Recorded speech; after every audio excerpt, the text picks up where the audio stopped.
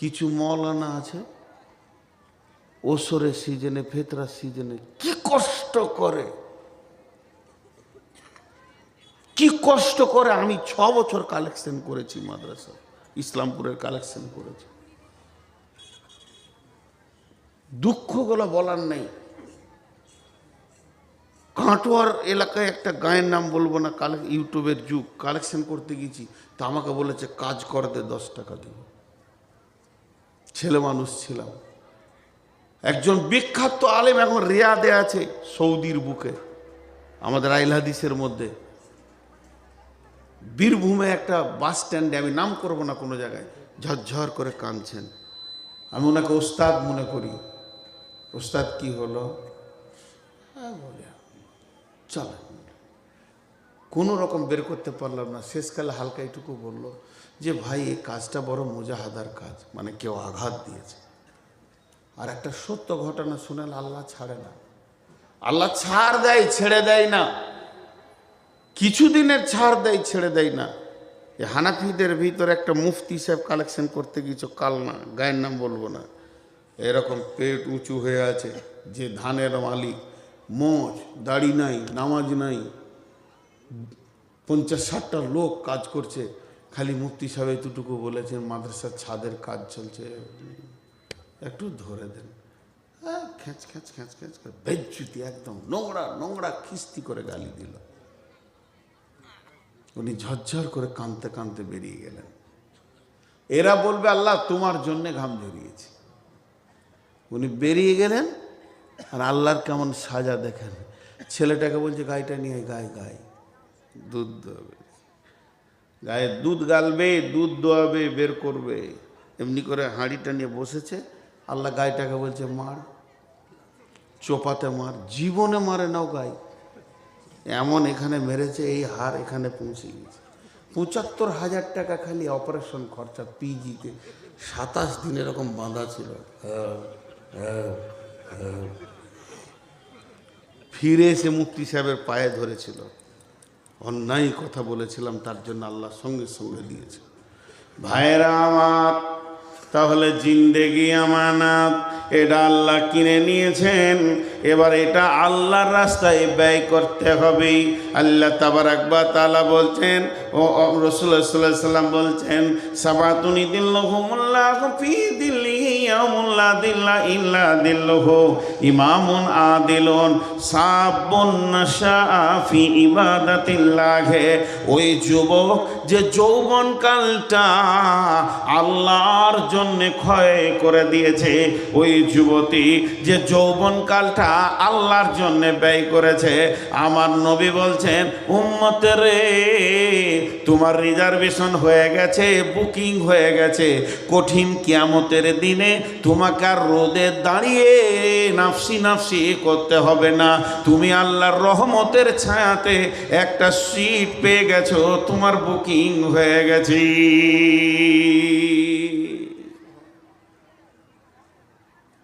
তো জিন্দেগির তিলে তিলে হিসাব লাগবে। এখানে যতগুলি লোক আছেন যারা সংসারের গাইড হিসেবে, ম্যানেজার হিসেবে চলছেন, ওকে জিজ্ঞেস করেন আপনার সংসারে খরচ কত? প্রতিদিন 500, 1000, 1500, 2000, যার যেমন সংসার তার সেরকম খরচ। আল্লাহর সংসারে খরচ কত? তো একজন বাংলাদেশে বলছে খরচ নাই, বলে তোকে হুঁশই নেই। এই প্রতিদিন একটা মানুষ যতটা শ্বাসকে পোড়ায়, বাংলাদেশের মানিতে যদি ওকে এই অক্সিজেনটা কিনতে হতো, এত ভালো অক্সিজেন তো পাবে না, 50,000 টাকা লাগতো। ঘরে যদি 10টা লোক থাকে তো প্রতিদিন 5 লাখ টাকা আল্লাহ মিটেছে। যে সূর্যে আলোটা জ্বলছে, সকালে উঠবে, সন্ধ্যায় ডুববে, এই সূর্যের আলোটা কত খরচ? পেট্রোলে চলে, ডিজেলে চলে, কাঠ দিয়ে জ্বলে।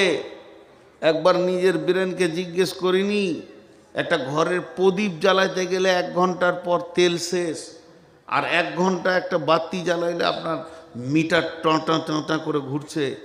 আর এত বড় বিশাল হ্যালোজিন দিয়েছে, বিশ্ব একসঙ্গে, স্কুল কলেজ ভার্সিটি ইট ভাটা, তারপরে আর কিছু সব রেল টেল সব চলছে। কত খরচ জি, কত খরচ।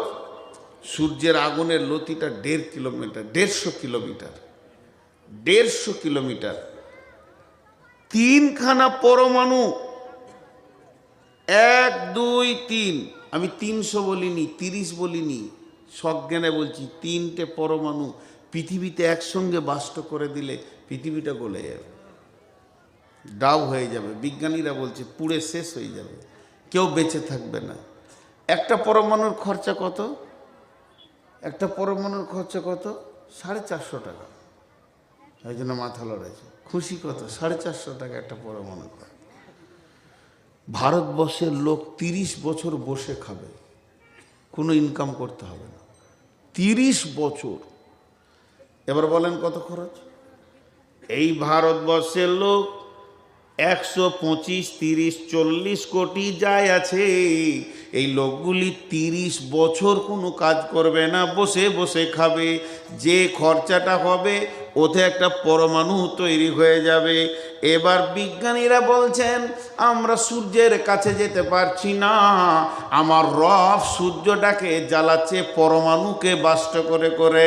আমরা যতটুকু ক্যামেরাতে পেয়েছি প্রতি মিনিটে নয়, প্রতি সেকেন্ডে, প্রতি সেকেন্ডে ওই সূর্যের মুখে 1.5 লক্ষ পরমাণু বাষ্ট হচ্ছে, তবেই এই আলোটা জ্বলছে। যদি সেকেন্ডে 1.5 লক্ষ হয়, মিনিটে কত হবে? মিনিটে যত হবে ঘন্টায় কত হবে? আমরা 12 ঘন্টা আলো পেয়েছি, 12 ঘন্টা অন্য দেশ পাচ্ছে, 24টা ঘন্টা আল্লাহ এটা তার সংসারে তার মেহমানদের জন্যে খরচা করছে। তারপরে আল্লাহ বলছে তোর জানটা আমার, তোর নয়। তোকে আমি এতগুলো উপকরণ দিয়ে দিয়ে বাঁচিয়ে রেখেছি। হে মুসলমান, একবার ভেবে দেখ তোকে আমি কেমন করে তৈরি করেছি। হাল আতা আলাল ইনসানি হিনুম মিনাদ দাহরি লাম ইয়াকুন শাইয়াম মাযকুরা ইন্না খালাকনাল ইনসানা মিন নুতফাতিন আমসাজিন নাবতালিহি ফাজআলনাহু সামিয়াম বাসীরা। আল্লাহ তাবারাক ওয়া তাআলা বলছেন, হে নূর মুহাম্মদ, তোর বয়স 53। 54 বছর আগে কি ছিলি? বলে 54 বছর আগে মায়ের পেটে ছিলাম। তোর বয়স যদি মায়ের পেট থেকে নিয়ে ধরিস তো 54, তাহলে 56 বছর আগে কি ছিলি? বলে মা বাপ খেয়েছে ফল ফ্রুটের ভিতরে ছিলাম। যদি তাই ছিলি আরো 10 বছর পেঁচিয়ে যা, 66 বছর বয়সে তুই কি ছিলি? পৃথিবীতে আমার কোনো নামই ছিল না। কোরআন বলছে লাম ইয়াকুন শাইয়াম মাযকুরা, লাম ইয়াকুন শাইয়াম মাযকুরা, লাম ইয়াকুন শাইয়াম মাযকুরা। হাল আতা আলাল ইনসানি হিনুম মিনাদ দাহরি। এখানে গরু বলেনি, ছাগল বলেনি, মহিষ বলেনি, ফেরেশতা বলেনি, জিন বলেনি, পার্টিকুলার একটা প্রাণীর কথা বলেছেন, ইনসানি। হাল আতা আলাল ইনসানি, মানুষের ওপরে একটা লম্বা জীবন পেরিয়েছিল, তখন তাকে কেউ চিনত না, তার নামে কোনো খবরই ছিল না। এখানে যতগুলি লোক আছে সবারই ডেট অফ বার্থ আলাদা আলাদা কিনা? কথা বলে না, কিন্তু শরীয়তের ভাষাতে একদিনই সব তৈরি। আদম আলাইহিস সালামের পিঠে হাত রেখে আল্লাহ কিয়ামত পর্যন্ত যতজন আছে সবাইকে বানিয়ে নিয়েছে, সব ডেট অফ বার্থ এক। এটা দিলে কাজে লাগবে না, এটা আল্লাহ বলছে আমার কাছে, এটা কাজে লাগাবো, এটা কাজে লাগাবো। খুব মনোযোগ। পৃথিবী সৃষ্টি হওয়ার 50,000 বছর আগে আমার তকদির লেখা হয়েছে। পৃথিবী সৃষ্টি হওয়ার 50,000 বছর পূর্বে আমার তকদির লেখা হয়েছে। আমার জন্মের 50,000 বছর পূর্বে নয়, তাহলে অঙ্ক পাওয়া যেত। পৃথিবী, এই পৃথিবীটা যে ডেটে তৈরি হয়েছে সেই ডেট থেকে 50,000 বছর পূর্বে আপনার আমার তকদির লেখা হয়েছে। কি লেখা হয়েছে? নূর মোহাম্মদ 2024 সালে 17 তারিখে তুই গিয়ে আপনার ভেলিয়ানে ওখানে বায়ান করবি, আর কি খাবি সেটা লেখা হয়েছে। তাহলে আমি যে এইখানে আসবো সেটা কে জানতেন? জোরে বলেন, কে জানতেন? আপনারা জালসা শুনতে আসবেন, এটা কে জানতেন? আর আমার মা কখন জানলো? আমার মা যখন তার মেন্সটা বন্ধ হলো, সে জানলো পৃথিবীতে কেউ এসেছে, প্রথম আমাকে চিনলো আমার মা। আমার মা খবর দিল আব্বাকে, দ্বিতীয় ব্যক্তিটা চিনল আব্বা। এবার আব্বা চিনার পর নানা নানি দাদা দাদি দুই ফ্যামিলি বুঝে নিল যে আমাদের ভিতরে নতুন একজন আসতে চলেছে। এখনো কিন্তু পঞ্চায়েত আমাকে জানে না। যেদিন আমি পৃথিবীর বুকে আসলাম সেদিন দাইমা আমাকে চিনল। এবার সেই সাথে সাথে পঞ্চায়েত চিনল, একটা নতুন আধার কার্ড বের হলো। এখনো প্রাইমারি স্কুল আমাকে জানে না, আমি ধুলোবালি নিয়ে খেলছি, প্রাইমারির হেডমাস্টার আমাকে চিনেনি। যেদিন আমি 5 বছরের আব্বা ধরে নিয়ে গিয়ে প্রাইমারিতে দিয়ে এলো, সেদিন প্রাইমারি চিনল। তখন পর্যন্ত ভেলিয়ানের লোক তাদের দ্বিতীয় বক্তাকেও চিনে না। আজকে যারা আছে আর জানতো যে এটা দ্বিতীয় বক্তা? যখন প্রাইমারিতে যেছি পোঁটা ফেলতে ফেলতে আল্লাহ বলছে আমি জানছি, কারণ লিখেছে তো তকদিরু। কথাটা বোঝার চেষ্টা করেন, এখানে দুটো জিনিস বলবো। তো আল্লাহ বলছে এই জিন্দেগিটা আমি তিলে তিলে তোকে নিয়ে যাচ্ছি, দিয়ে তোকে তৈরি করলাম আমি। কেউ চিনতো না, একটা দীর্ঘ টাইম গিয়েছে। পৃথিবী সৃষ্টির 50,000 বছর পূর্বে, এতক্ষণ আমি আমাকে বলছিলাম, এবার আপনাদের দিকে আঙুল তুলি। পৃথিবী সৃষ্টির 50,000 বছর পূর্বে আপনার তকদিরটা লেখা হয়েছে। আজকে এরকম মাঠে বসে থাকবেন 2 ঘন্টা, লেখা হয়েছে। তাহলে সেই দিন থেকে যেদিন মায়ের পেটে এলাম, এই মাঝের দিনটা কে চিনত? হ্যাঁ, আল্লাহ। এবার একটু মহব্বতের সঙ্গে বলি, সেই দিন থেকে যেদিন আমাদের তকদির লেখা হয়েছে, সেই দিন থেকে মায়ের পেটে যেদিন এসেছি, তার আগে কে চিনত? একবার আল্লাহর নাম নিতে ভয় লাগে? জোরে বলেন, কে চিনতেন? তাহলে আল্লাহর কাছে কতটা জীবন আমার কেটেছে, এটা অঙ্ক করেন। আমি জন্ম নিলাম মায়ের পেটে, দুধ খেলাম মায়ের কোলে, পেশাব পায়খানা করলাম, এই করতে করতে করতে করতে মায়ের বুকে ওপরে চেপে শুয়ে পড়লাম। ছোটতে মাকে কত মারলাম, আব্বাকে কত লাথি মারলাম। আস্তে আস্তে বড় হলাম, বড় হতে হতে আমার বয়স হলো 20, 20 থেকে 22, 22 থেকে 24। যখন 24 বছর বয়স হলো, চৈত্র মাসের 25 তারিখে বিয়ে হলো, আর বৈশাখ মাসের 25 তারিখে মাকে গরম গরম কথা বলতে লাগলাম।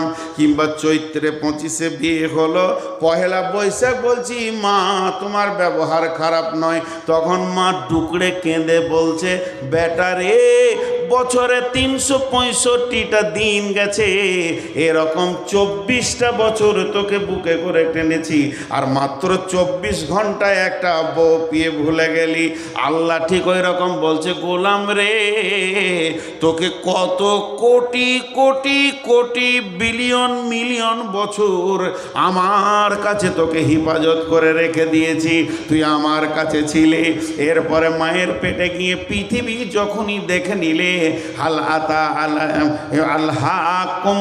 কাসুর হাত্তা সুরতমুল মাকাবির, এই পৃথিবীর সৌন্দর্য, পৃথিবীর ঐশ্বর্য, পৃথিবীর বিবি ছেলে পিলে গাড়ি বউ বিটি তোকে এমন করে ঘেরে নিয়েছে, আমি আজান দিয়েও তোকে পেছি না। কোটি কোটি বছর আমি রাখলাম, আর আমি ডেকে পেছি না। হাইয়া আলাস সালাহ, বাংলায় দিয়া যেনটা, আয় আয় তোরা নামাজের জন্য আয়, মাথা নামাবি।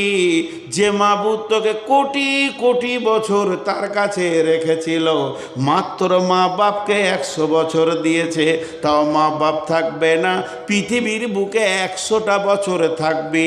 আর পৃথিবী সৃষ্টির 50,000 বছর পূর্বে তোর জন্ম হয়ে গেছে, তোর তকদির লেখা হয়ে গেছে। এই 100 বছরে মাত্র 22টা বছরে কাটালি, এটি পৃথিবীকে নিয়ে উবুর হয়ে পড়ে গেলি, মাবুদের ডাক আর শোনা যেছে না।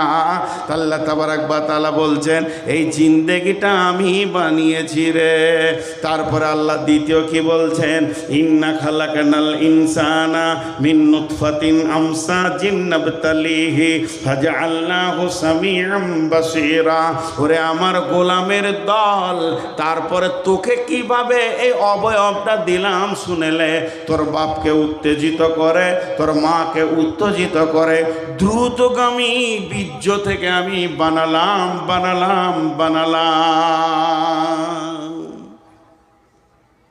বিজ্ঞানীরা বলছে, খুব ভালো করে এখানটা মনোযোগ দেন। একটা পুরুষ একবার স্খলন দিলে কতগুলো পোকা বের হয়? 40 থেকে 60 কোটি, একটা দুটা লয়। খুব যদি মজবুত ইয়ং একদম উত্তাল যৌবন হয় তো 60 কোটি পোকা স্খলন করে। আর বয়স্ক দুর্বল হয়ে গেল 40 কোটি পোকাকে স্খলন দেয়। কতগুলো দেয় বললাম? 40 থেকে 60, মেজারমেন্ট করে নিয়ে চলে আসেন 50 কোটি। আল্লাহ বলছেন, ইন্না খালাকনাল ইনসানা মিন নুতফাতিন আমসাজিন নাবতালিহি ফাজআলনাহু সামিআম বাসীরা। একবার তুই ভেবে দেখ, তোকে আমি দ্রুতগামী নুতফা থেকে বানিয়েছি এবং তার থেকে তোকে শ্রবণ শক্তি, দৃষ্টি শক্তি আমি দিয়েছি, ধাবন শক্তি দিয়েছি। শুধু তাই নয়, এই জায়গাতে কাগজ কলম নিয়ে তুই বসে যা। যদি একই মিলনে বাচ্চা হয় তা তো হয় না, 2-10 মাস চলতে থাকে, কিন্তু আমি মেনে নিলাম এক মিলনেই বাচ্চাটা হয়ে গেল।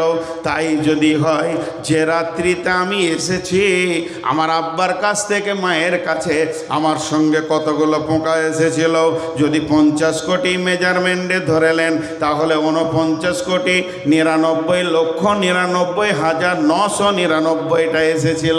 কই তারা?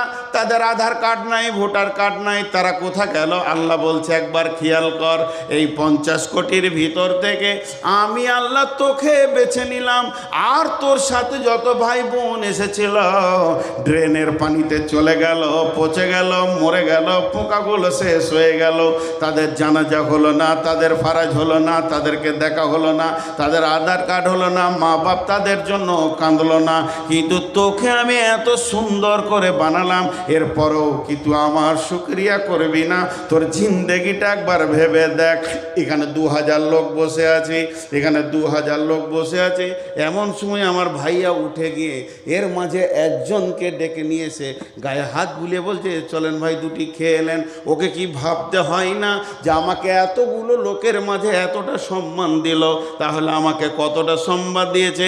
এটা যদি সে ভাবে, তাহলে ওই ব্যক্তিকে চিনতে তার কষ্ট হবে না। তা আল্লাহ বলছে, এতগুলো পোকা আমি আনলাম কেন? একটা পোকা এনেই তোকে আমি বানাতে পারতাম। তার মানে আমি চাইছি তোর বিবেকের চেতনা হয়ে যাক যে 50 কোটির ভিতর থেকে তোকে আমি ইজ্জতের জায়গায় বসিয়েছি, তোকে শ্রবণ শক্তি, দৃষ্টি শক্তি দিয়ে, পূর্ণাঙ্গ অবয়ব দিয়ে পৃথিবীতে এনেছি। অতএব এই জানের হিসাব আমি আল্লাহ একদিন নিব। আমার খরচা আছে। জি,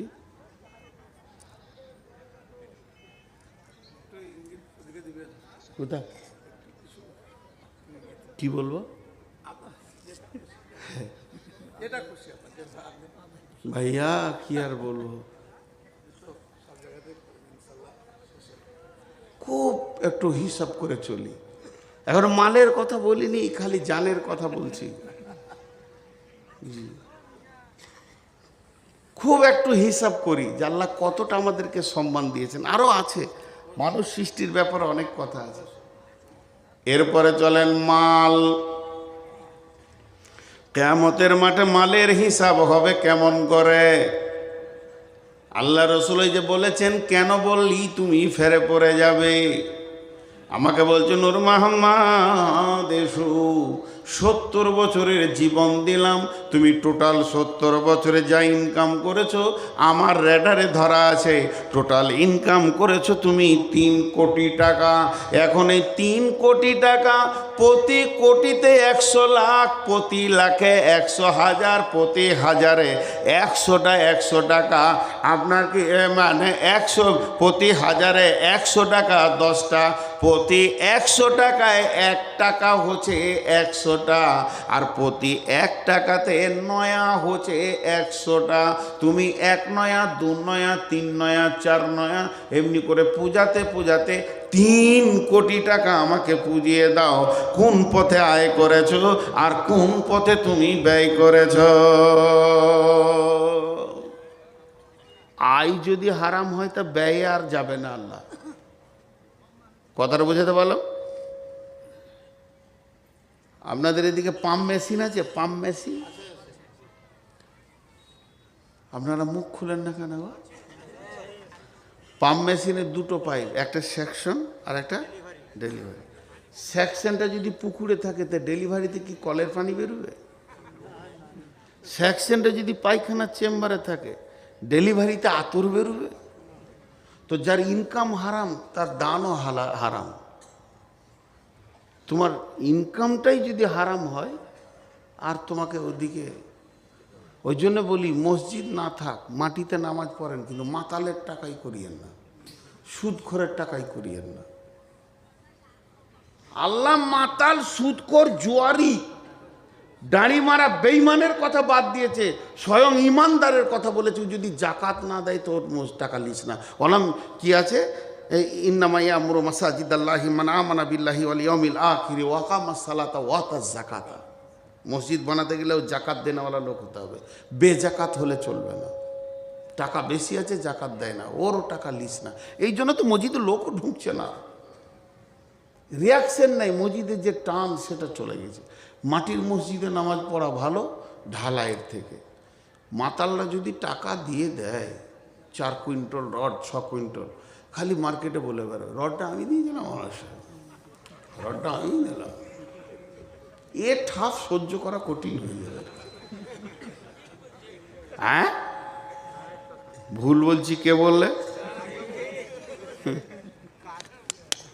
ওই জন্যে বলতে এখন আমাদেরও ইমান দুর্বল হয়ে গেছে, আমরা সব চিটিংবাজ মাল আর কি, যে বায়ান করছি মুনাফিকি হালাতে। আমরা যখন পড়তাম ইউপি ওই সাহারানপুর গিয়েছিলাম, তো দেওবন্দ মাদ্রাসাতে শ্রীদেবী নিজে গিয়েছিল টাকা দিতে। সেই যুগে 1 লক্ষ না 1.5 লক্ষ। তো মুফতি সাহেব বলেছিল, তুই ভাগ এখান থেকে, মাদ্রাসার দরজা থেকে তুই ভাগ। অমিতাভ গিয়েছিল, কয়েকটা গিয়েছিল আর কি, নায়ক নায়িকা, 1-2 জন লয়, গাড়ি হয়ে। দেওবন্দ মাসে টাকা দিয়ে বলছি, তোরা ভাগ দিই কান থেকে, তোদের টাকার প্রয়োজন নাই। তো তাকওয়ার বুনিয়াদে মজা আলাদা। এরপরে আপনি খরচা করছেন, আল্লাহ ধরেন, আবার ওই উদাহরণ দিচ্ছি, বলবেন না যে এরকম হাদিস আছে বলেছিল, উদাহরণ দিচ্ছি। আল্লাহ বলছেন, নূর মোহাম্মদ 17 তারিখে ফেব্রুয়ারি মাসে 2024 সালে শনিবার কি কি খরচা করলি রে সকালে বলতো? এবারে ধরা পড়েছি। রব্বুল আলামিন 1000 টাকা নিয়ে হাটে গেলাম, সবজির হাটে। আলু নিলাম, পেঁয়াজ নিলাম, কপি নিলাম, আদা নিলাম, রসুন নিলাম, সিম নিলাম, আর কি নিলাম, এত টাকা খরচা হলো। 600 টাকা পকেটে থেকে যায়। 400-র মধ্যে এরপরে রাস্তায় বেরিয়ে আসছি, তো একজন ভিখারি এসে বললো, ভাই আমার মেয়ের বিয়ে কিছু দেন। তাকে 100 টাকা দিয়ে দিলাম, আর তাকে 500 টাকা। কিছু দূর আসার পর একটা মসজিদওয়ালা 2 জন দাঁড়িয়ে আছে, ইমাম আর মসজিদের কমিটি, তাকে 300 টাকা দিয়ে দিলাম, আর তাকে 200 টাকা। রব্বুল আলামিন এই আস্তে আস্তে আমি 100 টাকা সাদাকা করে দিলাম, ওটা কোনো কারণে করলাম, তাহলে আপনি তো জানেন। আর থাকে আমার কাছে 100 টাকা। এই 100 টাকা কি বলবো, একটা এতিম ছেলে দাঁড়িয়েছিল, 50 টাকা দিয়ে দিলাম। আল্লাহ এখনো কেন বলেনি, আল্লাহ শুনে গেছে। এরপরে বলছে, তারপরে 50 টাকাটা কি করলি? বলে আমার বাচ্চা মেয়েটা বললো আব্বা স্কুল যাব, ওকে দিয়ে দিলাম 40 টাকা, পকেটে থাকে মাত্র 10 টাকা। এমন সময় আমার নাতনিটা এসে বলছে, না না তোকে দিলাম 5 টাকা, যা চকলেট খাগা। আর থাকে 5 টাকা। 5 টাকাটা পকেটে পড়েই আছে। রাস্তা দিয়ে হেঁটে গেছি, গাড়ির সামনে বাঁশ দিয়েছে, যে বলছে লক্ষ্মী পুজোর চাঁদা দাও। কিসের? এই কদিন আগে কি হলো, সরস্বতী মানে ডিপার্টমেন্ট অফ এডুকেশন, পড়াশোনার ডিপার্টমেন্টের ঠাকুরটা, চাঁদা দাও। 5 টাকা দিয়ে দিলাম। আল্লাহ বললে কেন? 1000-এ আটকাইলাম না, 995 টাকাতে আল্লাহ কেন বলেননি? ওই জায়গাগুলো আল্লাহর হুকুম আছে, ওখানে দাও, মসজিদে দাও। ওয়াতাল মালা আলা হুব্বিহি দাবিল কুরবা ওয়াল ইয়াতামা ওয়াল মাসাকিনা ওয়া ইবনাস সাবিলি ওয়াসাইলিনা ওয়া ফির রিকাব। আমি এনার হাতে 10,000 টাকা দিয়ে সৌদি চলে গেলাম উমরা করতে, হজ করতে, আর বলে গেলাম ভাই কোরআন মোতাবেক খরচা করবেন। হিসাব নিতে এসে দেখছি 5 টাকা দুর্গা পুজোতে দিয়ে দিয়েছে। আমি বললাম কেন দিলেন? টাকা তো আমার আপনার নয়। তো আল্লাহ বলছে মাল তো তোর নয়, মাল আমার, আমি দিয়েছি বলি তোর মাল। তুই কে মাল এনেছিলি বল মায়ের পেট থেকে? বলেন একবার, হ্যাঁ বলেন তো সবাই। 100 বছর আগে এখানে ছিলাম? জোরে বলেন ছিলাম।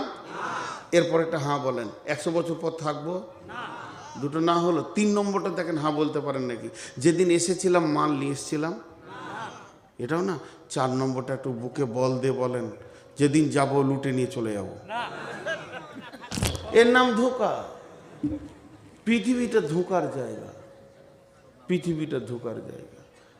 একটা ছেলে ন্যাংটা, গোটা শরীর আর কাপড় নাই, ন্যাংটা, ওই বছর 3 বছরের ছেলে, বাচ্চা ছেলে, নানার বাড়ি নানির বাড়ি বেড়াতে এসছে। তো দৌড়ছে রাস্তায়, আর ওর কোনো নানা হয় সম্পর্কে, ওর মায়ের চাচা কি মামা বসেছিল, বলছে ওই তোর পয়সা পড়ে গেল। তো খুঁজছ, তোর কানে ধরেছে, তোর কাপড় আছে, পকেট আছে, এনেছিলি কিছু? আবে তোর হারাবার কি আছে? যে কিছুই আনে নাই তার হারাবার কিছু আছে? তাহলে আমরা যেদিন এসেছি কিছুই আনি নেই, হারাবার কিছু আছে? যেটুকুই আল্লাহ দিয়েছে ওইটুকুই আল্লাহ দিয়েছে। জি, আল্লাহ যে কোরআনে বলেছেন, ওয়ালা নাবলুওয়ান্নাকুম বিশাইইম মিনাল খাউফি ওয়াল জুই ওয়া নাকসিম মিনাল আমওয়াল ওয়া নাকসিম মিনাল আমওয়াল ওয়া নাকসিম মিনাল আমওয়াল ওয়াল আনফুসি ওয়াস সামারাত। এখানে 5খানা কোশ্চিন আল্লাহ পরীক্ষা করবে, তার মধ্যে মালকে নষ্ট করে এবং ফল ফসলকে নষ্ট করে। আমি 40 কোটি টাকার মালিক, যে 13 কোটি টাকার গোডাউনে আগুন লেগে পুড়ে গেছে, কাঁদছি। আল্লাহ বলছে ওটাই তো আমি দিয়েছি, বাকি যে কটা আছে এ কটাও তো আমার, কাঁদছিস কেন? দিয়েছি 40, নিয়েছি 13, ভাগে তো তোরই বেশি রয়েছে, এখনো 27 কোটি টাকা তোরই তো রয়েছে। আচ্ছা এগুলো বেইমানি নয়? হ্যাঁ, সবটাই তো আল্লাহ। একটা গল্প শোনাই আপনাদেরকে, জ্ঞান বাড়বে। এক বাদশা কোনো কাজ করতে গিয়ে এদিকে মেরেছে, চোটে আঙুলটা কেটে পড়ে গেছে। তো বাদশার আঙুল কেটে গেছে, পূজারা সব কেঁদে দেশ ভাসিয়ে দিলে। আর বাদশার সামনে এসে বলছে, হুজুর ওই আঙুলটার থেকে যদি আমার কলিজাটা কেটে যেত তো ভালো হতো। এগুলো পাম দিচ্ছে, দরদ লাই। মন্ত্রী ছিল না দেশে, বিদেশে গিয়েছিল কোনো বাণিজ্যে, মন্ত্রী ফিরে এসে ওর বিবির কাছে শুনেছে বাদশার আঙুল কেটে গেছে। সকালে উঠে গিয়ে বলছে, মন ভারী করে বসে আছে বাদশা, যে সবাই তো ইন্নালিল্লাহ বললো আর চোখের পানি ফেললো, এখন মন্ত্রী কি বলে দেখি। মন্ত্রী এসে বলছে, ওস্তাদ হাতটা দেখি স্যার। মন্ত্রী বলছে, আলহামদুলিল্লাহ। কলজেটা কত জ্বলে, কলজে জ্বলা কোথাও বাকি থাকবে? আলহামদুলিল্লাহ। সঙ্গে সঙ্গে বলছে, প্রহরী জেলখানার দরজাটা খুলো, বেঈমানকে ভরে দাও, আমার খায় আর আমার বিরুদ্ধে কথা বলে, আমার আঙুল কেটে গেছে আর বলছে আলহামদুলিল্লাহ, ওকে জেলে ভরে তালা মেরে দাও। ওকে জেলে ভরে তালা মেরে দেওয়া হলো। এবার বলছে, আমি একটু আসি, একটু শিকার টিকার করে আসি, হরিণ টরিণ, তারপরে বেঈমানকে উচিত শিক্ষা দিব। কেমন করে ও আলহামদুলিল্লাহ বলেছে? হরিণ শিকার করতে গিয়ে জঙ্গলের ভিতরে রাস্তা ভুলে নাগাল্যান্ডে চলে গেছে। নাগাল্যান্ড বুঝেন তো, মানুষে মানুষ খায় ভারতবর্ষে, ওখানে চলে গেছে। ওখানকার জাতিরা ঘিরে ধরেছে, সুন্দর এত টুকটুকে মাল পেয়েছি, মালটা ভালো হবে, বিরিয়ানি খুব সুন্দর জমে যাবে। ওকে টেনে নিয়ে গিয়ে ঘরে ঘরে তালা মেরে দিয়েছে। সন্ধ্যার সময় বসে হিসাব করছে, মাংস কে কতটা নিবি, কেউ বলছে মাথা নিব, কেউ বলছে ঠ্যাং নিব। এবার বাদশাহ বলছে, আর বাড়ি ফেরা হলো না, কাল সকালে তো আমাকে পিস পিস করে কেটে খেয়ে নেবে। টেনশন আর চিন্তা, টেনশন আর চিন্তা। সকাল হলো, তাকে তালা থেকে বের করে পেছন দিকে হাত বেঁধে ঠাকুর থানে নিয়ে যাওয়া হচ্ছে। রাবণের পূজা করে ওরা। এবার ওকে কাটবে, কেটে পিস বানাবে। বাদশার জান মুখ সব শুকিয়ে গেছে। যখন পেছন দিকে হাতটা বাঁধতে গেছে, দেখছে একটা আঙুল কাটা। তখন এবারে বলছে, পুরোহিতকে ডাক। আজ কি বার রে? শনিবার। আঙুল যে কাটা রে। পুরোহিত হাত চালাইছে, খবরদার মারিস না, বংশ ধ্বংস হয়ে যাবে, যেখান থেকে এনেছিস ওইখানে দিয়ে আসবা। বাদশাকে দিয়ে চলে গেল। যেই বাদশাকে দিয়ে চলে গেল, বাদশা সকালে দৌড়ে এসে ঘোড়া থেকে নেমে বলছে, তাড়াতাড়ি জেলখানার গেটটা খুলে দে। ওরে ওই আঙ্গুল কাটা ছিল বলি জানে বেঁচেছি রে ভাই, তুই বলেছিস আলহামদুলিল্লাহ, তোরটাই ঠিক আছে রে, তুই বলেছিস আলহামদুলিল্লাহ। এতক্ষণে কাটা আঙুলের লাভটা বুঝলাম, নাহলে তো এতক্ষণ বিরিয়ানি দিয়ে শেষ হয়ে যেতাম রে। ওরা যে সব মাল মশলা কিনে ফেলেছিল, শুধু আমাকেই পিস করতে বাকি ছিল। মন্ত্রী বলছে যে এটা কত বড় কথা। মন্ত্রীকে জিজ্ঞেস করছে, আলহামদুলিল্লাহ কেন বললি এটা বলতো? বলে, আরে হে আমার বাদশাহ, স্যার আপনি ভেবে দেখেন, আপনার বডিতে আল্লাহ 20খানা আঙ্গুল দিয়েছে। কয়টা টোটাল আছে? 20টা। নিয়েছেন আল্লাহ একটা, দিয়েছেন আল্লাহ আপনাকে 19টা। তা আমি হিসাব করে দেখলাম, আল্লাহ আপনাকে বেশি দিয়েছেন কম নিয়েছেন, এর জন্যে বললাম আলহামদুলিল্লাহ। জি। তখন এবার মন্ত্রীকে কানে জড়িয়ে ধরে কানে কানে বলছে, তোকে জেলে ভরে দিয়েছিলাম, মাফ করিস। তোকে জেলে ভরে দিয়েছিলাম, মাফ করিস। মন্ত্রী বলছে, মাফ কেন করব, জেলে ছিলাম আলহামদুলিল্লাহ। যদি আপনার সাথে যেতাম, আমার তো আঙ্গুল কাটা না, আমার তো আর ফিরা হতো না। তাই জেলটা আমার জন্য আলহামদুলিল্লাহ। জি ভাই। আল্লাহ তাবারক ওয়া তাআলা বলছেন, তোদের মালের হিসাব আমি নিব, একটা টাকা আমার টাকা বেঈমানি করবি না। আর আল্লাহ তাবারক ওয়া তাআলা রাসূল বলছেন, এটা তো একদিকে গেল, আর একদিকে একটা নিয়ে আসেন, বিসমিল্লাহির রহমানির রহিম, মান কাতা মিরাসা ওয়ারিসিহি কাতা আল্লাহু মিরাসাহু ইয়াউমাল কিয়ামাতি ফিল জান্নাহ।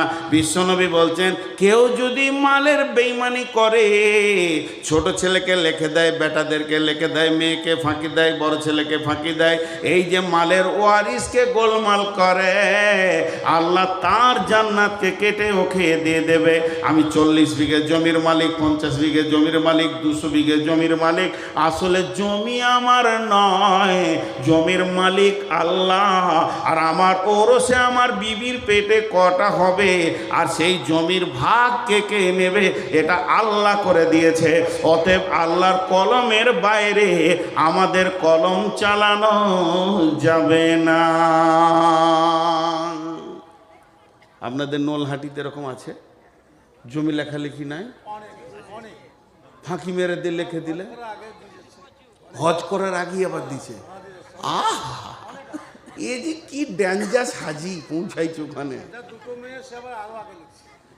ও সে আগেই লিখে দিয়েছে, দেখেন। হ্যাঁ আল্লাহ, বড় বড় আলেমদেরকে জিজ্ঞেস করবেন, কিছু আলেমের ফতোয়া যে এরা জীবিত জাহান্নামী, খালি যদিন শ্বাস লিছে দুনিয়াতে, মরবে তো জাহান্নামে যাবে। তার মানে ও কি বলেছে জানেন? ও বলতে চাইছে, আল্লাহ আপনার বুদ্ধি শুদ্ধি কম, আমার ব্রেনটাই ঠিক আছে, আমি যেটা করছি এটাই ঠিক। পরোক্ষভাবে কোরআনকে নেকেট করছে, অনেকগুলো গোনা করছে ও, অনেকগুলো, যে অমুক পেয়ে যাবে, এ পেয়ে যাবে, ও পেয়ে যাবে, বোঝে না। খবরদার না, মালের মালিক আল্লাহ। চলেন এবার দুটি ঘটনা আপনাদেরকে শোনাই। হযরতে ওসমান গনি রাদিয়াল্লাহু তাআলা আনহু মদিনার হাটে নিজে গম বিক্রি করতে গেছেন। হযরতে ওসমান গনি রাদিয়াল্লাহু তাআলা আনহু মদিনার হাটে নিজে গম বিক্রি করতে গেছেন। আর খলিফার গম ঝরঝরে তত্তরে আয়নার মতো গম, কোনো ভেজাল নাই। আমিরুল মুমিনিন খলিফাতুল মুসলিমিন হযরতে ওসমান গনি নিজে দাঁড়িয়ে আছেন। এবার পাইকাররা আসে, বলে কি দাম? পাইকাররা আসে বলে, বলেন হুজুর কত লাগবে, কি দাম লাগবে? উনি খালি একটা কথা বলেন, এখনো সময় হয়নি, আর একটু বেলা হোক, আপনারা ঘুরে আসেন, বিক্রির জন্যই তো এনেছি, তো বেচে দিব, অতএব একটু ঘুরে আসেন, একটু ঘুরে আসেন, একটু ঘুরে আসেন, একটু ঘুরে আসেন। বেলা উঠে গেছে, এমন সময় হাটে একটা দল ঢুকছে।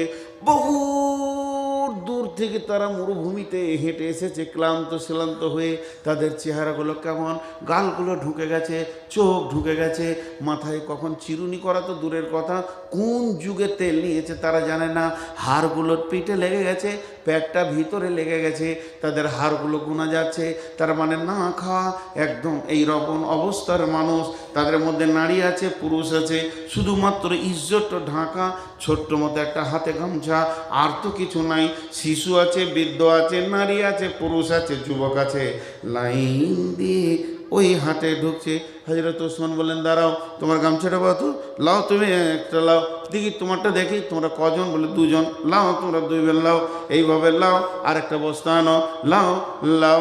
দিতে দিতে দিতে দিতে দিতে দিতে গম শেষ, তারাও শেষ। গমগুলোকে তারা মাথায় বেঁধে নিয়ে আবার মরুভূমির বুক চিরে হাঁটতে শুরু করলো। বড় বড় পাইকাররা এসে বলছে, আমিরুল মুমিনিন খলিফাতুল মুসলিমিন, আপনি রসুলের জামাই হয়ে কাজটা কেমন করে করলেন? ওদের তো পেটে ভাত জুটে না, কত দাম আপনাকে দিয়েছে, যে দামের বিনিময়ে আপনি ওটাকে বিক্রি করলেন? আমরা তো এত দাম দিতে চাইলাম, আমাদেরকে কেন দিলেন না?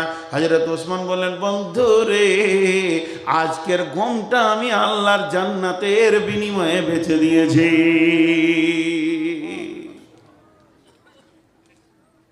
এখন যদি মাদ্রাসার জন্য টাকা নিতে হয়, তাদেরকে পাম দিতে হচ্ছে, পাম দিতে হচ্ছে, টাকা দে, আবার সুর করে বলতে হচ্ছে। সুর করে না বললে তো খালারা 1 টাকা দিবে না, ওর কলজে ঠান্ডা করার মতো বলতে হচ্ছে। আর আমাদের এই কি আউয়াল ভাই দুদিকে থু উড়ে যেছে, এমনি মোটা মানুষ, ঘেমে কল কল করে, এই টাকার পাহাড়, লাখে লাখে ঝাঁকে ঝাঁকে কাটে, হাজারো হাজার, শেষকালে গুনে দেখে 3 কোটি, খালি 10 টাকা লো। এই হয়ে গেছে আমাদের আদায়ের সিস্টেম। জি, আদায়ের সিস্টেম। আদায় 2-3 জায়গা খুব ভালো দেখেছি। দুটো না বললে জ্ঞান বাড়ে না। কলকাতায় বজবজে একটা জালসায় গিয়েছিলাম, 10,000 লোক, সেই রকম ডেকোরেটেশন, কত লক্ষ লেগেছে জানি না, সেই রকম মাইক সাউন্ড, 3 জন বক্তা আছে, আমি সোর, আবার আমি। তো হেড মৌলানা আমার কানে এসে বলছে, কালেকশন করবেন আপনি, মাঝে দিয়েছি, 15 মিনিটের বেশি কালেকশন করিয়েন না, তাহলে এরা রেগে যাবে। সব শিক্ষিত মানুষ, কলকাতার ব্যবসায়ী। 15 মিনিটের টোটাল কালেকশন হলো আর 3,500 না 4,000, 1,000, 500, 100, 200। তাই আমি বলছি, কী হবে রে, মাসে চলবে কী করে এত বড় মাদ্রাসা? খেতে মন যেছে না, আমাকে শখের সাথে নিয়ে গেলেন, চলো চলো খেলেন। তো হেড মৌলানার মনে কোনো টেনশন নেই, হাসছে ঘুরছে, মানে কী ব্যাপার?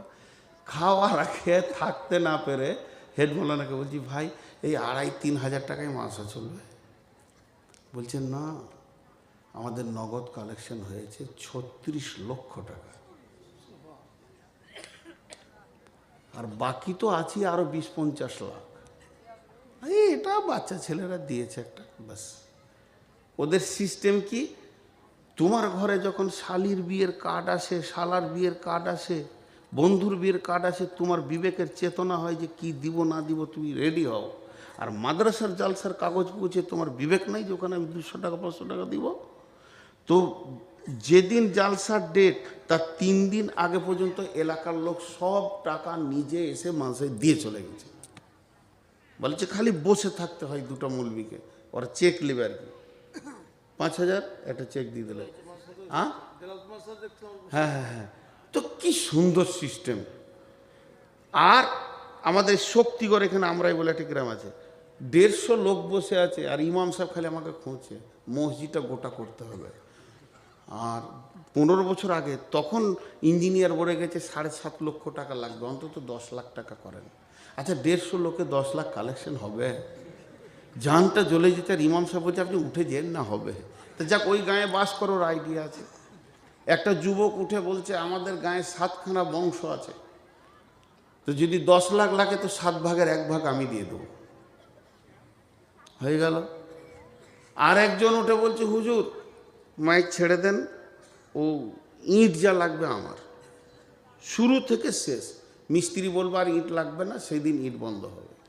একজন বলল বালি আমার, একজন বলল সিমেন্ট আমার, একজন বলল পাথর আমার, একজন বলল রড আমার, একজন বলল ফার্নিচার আমার, একজন বলল মার্বেল আমার, একজন বলল মিস্ত্রি আমার, একজন বলল লিভার আমার। মসজিদে যা ছিল রং পর্যন্ত হয়ে গেল। ইমাম সাহেব বলছে এবার ছেড়ে দিই, শেষ দোয়া করে। বলছে না, আর একটা মাল আছে। ওকে ধরে আনতে গিয়েছে, ও আসে না এখন। তারপর চলে এলো। আমি বললাম ভাই আপনার অপেক্ষায় আমাকে ইমাম সাহেব বসিয়ে রেখেছে, এত লেট করে। বলছে আচ্ছা ঠিক আছে, ওই যে এরা যে মালটা দিবে বলেছে ওই টাকাগুলো নিয়ে মসজিদের নামে ব্যাংকে ভরে দেন, কাল থেকে মসজিদটা গোটাই আমার আছে।